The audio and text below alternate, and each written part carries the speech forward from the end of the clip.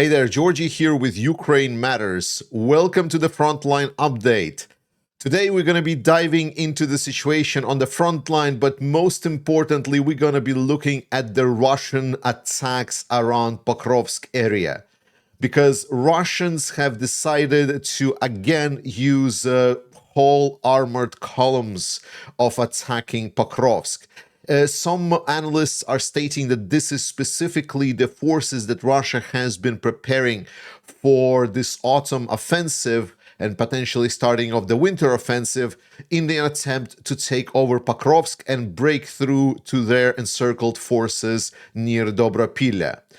It was a complete disaster. For a very long time now, we knew that Russia was accumulating forces around Pokrovsk area. Specifically, we know that additional forces have been preparing to be deployed in this area, and it was expected that they will be sent towards the Drapatyi breakthrough where Russian forces are encircled. And we were expecting when it's going to start and how it's going to be. Russia have tried doing some of the movements towards their encircled forces already, but they were not very successful. And since then, we've actually seen a rotation of some of the attacking units out of this direction of attack and towards more of a south and even southern direction of Russian efforts.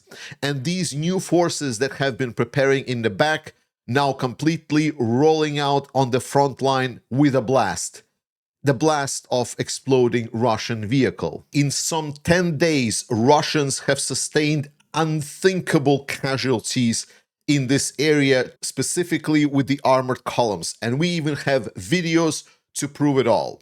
So this all started on the 5th of October when Phoenix unit have reported that Russians are preparing an assault armored column towards the direction of Konstantinivka, Rusin Yar. And they were moving along this road, and Ukrainian Phoenix unit have detected these forces moving along this road toward their positions.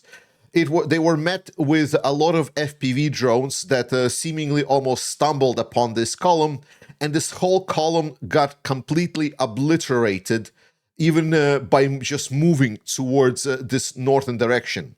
In total, 4 tanks and 9 armored fighting vehicles were absolutely burned by the Ukrainian drones. Then there was one of the bigger episodes that appeared in the news, where Russians 4 days later, on the 9th of October, decided to move out towards the direction of Pankivka, Mayak, and Volodymyrovka. And here they didn't do so well as well. We saw these columns being detected by the Azov Corps, and they have been targeted by their drone operators. In total, 3 tanks, 17 AFVs, and 41 motorcycles have been lost by Russians during this attack. However, while there was sustained casualties by the Russians, it was also reported that by the end of these attacks, they were actually able to reach Volodymyrovka, and they were able to dismount about 50 people in that settlement, which instantly led to Russian Z propagandist channels started claiming victory of liberating Volodymyrovka, stating that now the encirclement has been broken through, Ukrainian armed forces have been routed, and things like that. Unfortunately for them, just 24 hours after that, even those forces that were able to reach Volodymyrovka were cleared out, and Ukrainians re-established control over the positions that were assaulted by Russians. Then, 4 more days later, Russians attempted another mechanized assault, this time a 2-pronged assault. One assault was moving from Popiev Yar and Poltavka towards Shakhove, and the second attack at the same time moved south towards Razine. The northern attack was a vehicle column consisting of 16 vehicles, which included 3 tanks and 13 armored fighting vehicles. All of them got destroyed, and Russians were not able to reach Ukrainian positions. In the direction of Razine, it was also detected, and 3 tanks and 10 armored vehicles have been taken out without much Russian success. And the absolute nail in the coffin happened on the 16th of October, where overnight Ukrainian scouts from Azov Corps were able to detect weird movements of the Russian armored vehicles. Instead of moving in a columns right away, Russians used a little bit more dispersed tactic. They started moving armored vehicles all across the Russian-controlled territory to try to concentrate around Popiev Yar and Poltavka, and then seemingly move again towards Shachove or Rusin Yar. And the problem for Russians is that Ukrainian scouts were able to detect Russian movements at night, even as these vehicles were trying to sneak past the scouting teams and concentrate, and they were destroyed all over the Russian-controlled territory, even completely not reaching the end of the Russian-controlled territory itself. In total, 22 armored vehicles have been destroyed, putting a nail in the coffin of the Russian attempts at renewed mechanized offenses. This was a sight to behold, that Russians were able to lose so much in so little time. The analysts are stating this is due to the fact that the commander of these new units came in first and foremost from the Kursk region, where they were able to attack pre-prepared positions and were supported by some of the Russian elite drone units in Kursk area. And they were able to use these armored columns to a certain successful rates. So they were able to advance them no matter the cost. They were trying to use the same tactics here, but didn't have such a dense control of small air. Plus, the defending units in this area is not the units that were sent around the Sumy region in Kursk, but more actual elite units of Ukraine, such as Azov Corps or Phoenix units or the 93rd Mechanized Brigade and other units operating in the area. So the attempts at the tactics that worked back in Kursk were just completely not working here. And secondly, they were trying to use the cover of bad weather, as while it is impossible to use drones in bad weather, it is more possible to use some armored vehicles. Specifically, if the roads are even a little bit muddy, tracked vehicles are able to advance, which is not possible to do with the light golf cars that Russia is used to using during their summer offensives. So overall, Russian attacks here maybe achieved minimal tactical advances, but A, the cost was awful, and B, in the scale of the larger offensive around Pokrovsk, this was a complete disaster and obliteration of a lot of Russian resources. Now, I have two statements that I must make before we continue with other parts of the front line. If you haven't been subscribed to this channel, please subscribe to the channel right now, as this helps showing video to more people. This is how YouTube algorithms work. And second one is we need to always remember the principle of this current warfare that is happening at the front line. This is a resource warfare. Russia has more resources than Ukraine, and it is more willing to sacrifice these resources at unfavorable ratios. Therefore, Russia will continue advancing.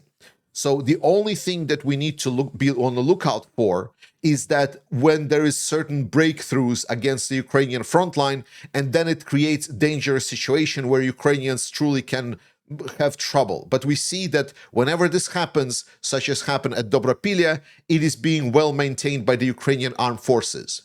Other than that, we should not be surprised that Russians are advancing anywhere else on the front line. So let's look at the situation at other parts of the front line.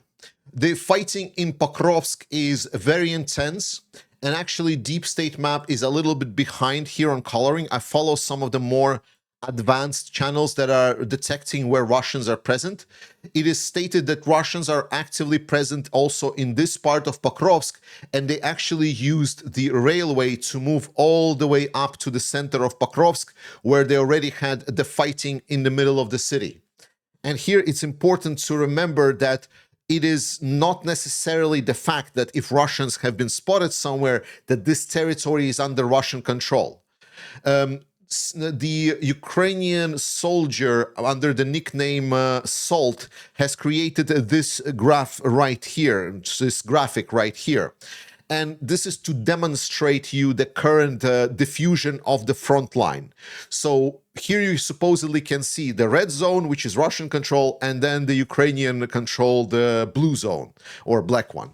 And you can see the white dots representing Ukrainians and red dots representing Russians. And when you look at the front line specifically, you can see that's like, oh my God, it's a complete mess. And this is the actual situation and representation of that situation on the front line. You can have the most back Ukrainian units, and right next to them, you can have like a Russian units suddenly appear. As well as you can have supposedly Ukrainian units deep inside of Russian territory with little to no Russian units next to them. So it is extremely weird situation right now on the front line due to the modern type of warfare that Ukraine is fighting. So coming back at that situation, while there is a fighting inside of city of Pokrovsk, Russians were also able to infiltrate towards Myrnohrad outskirts from the eastern side, right over here, where while Russians were not able to penetrate Ukrainians from the north, it was still possible for them to attack Ukrainians from the east and push them eastwards. So the situation in Pokrovsk right now is being reported as extremely hard.